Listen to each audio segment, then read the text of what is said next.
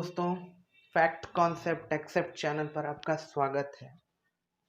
आज हमारे माननीय राष्ट्रपति श्री प्रणब मुखर्जी का 84 वर्ष की आयु में देहांत हो गया।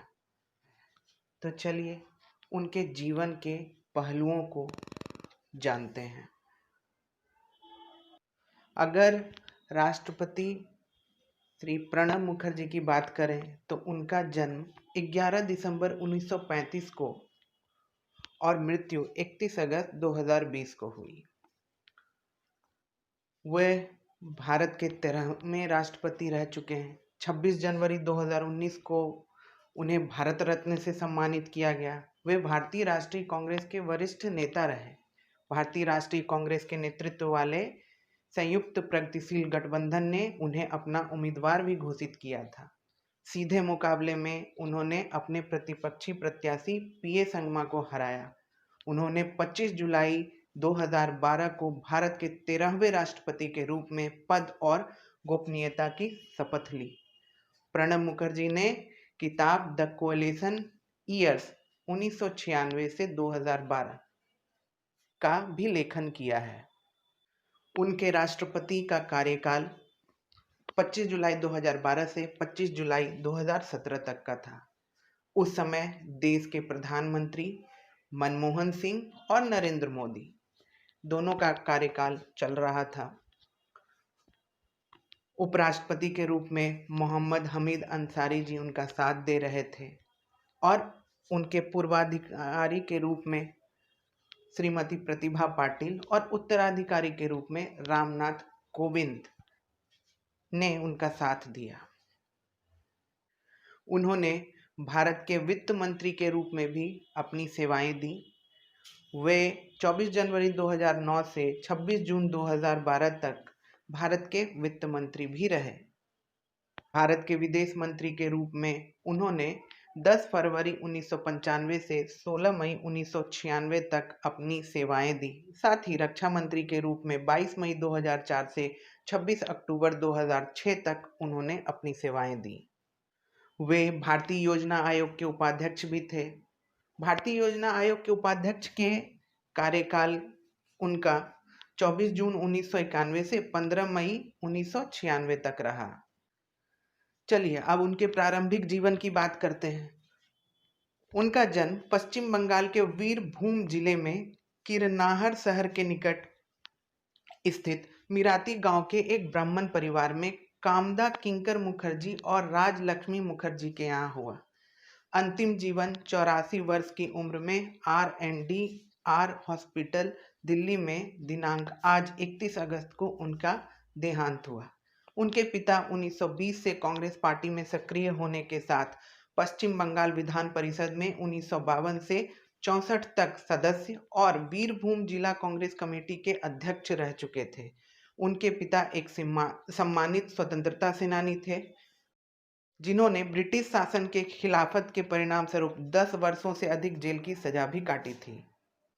प्रारंभिक शिक्षा की बात करें तो कलकत्ता विश्वविद्यालय से उन्होंने इतिहास और राजनीति विज्ञान में स्नातकोत्तर के साथ साथ कानून की डिग्री हासिल की है। वे एक वकील और कॉलेज प्राध्यापक भी रह चुके हैं। उन्हें मानद डी.लिट उपाधि भी प्राप्त है। उन्होंने पहले एक कॉलेज प्राध्यापक के रूप में और बाद में एक पत्रकार के रूप में अपना कैरियर शुरू किया। वे बंगला प्रकाशन संस्था देशेर डाक मातृभूमि की पुकार में भी काम कर चुके हैं। प्रणब मुखर्जी बंगीय साहित्य परिषद के ट्रस्टी एवं अखिल भारत बंग साहित्य सम्मेलन के अध्यक्ष भी रहे। राजनीतिक कैरियर, उनका संसदीय कैरियर करीब 5 दशक पुराना है, जो 1969 में कांग्रेस पार्टी के राज्यसभा सदस्य के रूप में उच्च सदन में शुरू हुआ था। वे 1975, 1981, 1993 और 1999 में फिर से चुने गए। 1973 में वे औद्योगिक विकास विभाग के केंद्रीय उपमंत्री के रूप में मंत्रिमंडल में शामिल हुए। सन 1982 से 1984 तक कई कैबिनेट पदों के लिए चुने जाते रहे और सन 1984 में भारत के वित्त मंत्री भी बने। सन 1984 में यूरो मनी पत्रिका के एक सर्वेक्षण में उनका विश्व के सबसे अच्छे वित्त मंत्री के रूप में मूल्यांकन भी हुआ। उनका कार्यकाल भारत के अंतर्राष्ट्रीय मुद्रा कोष के ऋण की 1.1 अरब अमेरिकी डॉलर की आखिरी किस्त नहीं अदा कर पाने के लिए उल्लेखनीय है। वित्त मंत्री के रूप में प्रणब जी का कार्यकाल के दौरान डॉक्टर मनमोहन सिंह भारतीय रिजर्व बैंक के गवर्नर थे। वे इंदिरा गांधी की हत्या के बाद लोकसभा चुनाव के बाद राजीव गांधी की समर्थक मंडली के षड्यंत्र के शिकार हुए, जिसने इन्हें मंत्रिमंडल में शामिल नहीं होने दिया। सन 1984 में उन्होंने IMF और विश्व बैंक से जुड़े ग्रुप 24 की बैठक की अध्यक्षता की और मई और नवंबर 1995 के बीच उन्होंने सार्क मंत्री परिषद सम्मेलन की भी अध्यक्षता की। जब सोनिया गांधी अनिच्छा के साथ राजनीति में शामिल होने के लिए राजी हुई, तब प्रणब मुखर्जी उनके प्रमुख परामर्शदाताओं में से रहे, जिन्होंने कठिन परिस्थितियों में उन्हें उदाहरणों के जरिए बताया कि उनकी सास इंदिरा गांधी इस तरह के हालात से कैसे निपटती थी। मुखर्जी की अमोघ निष्ठा और योग्यता ने ही उन्हें UPA चेयरपर्सन सोनिया गांधी और प्रधानमंत्री मनमोहन सिंह के करीब लाया। इसी वजह से जब 2004 में कांग्रेस पार्टी सत्ता में आई तो उन्हें भारत के रक्षा मंत्री के प्रतिष्ठित पद पर पहुंचने में मदद मिली।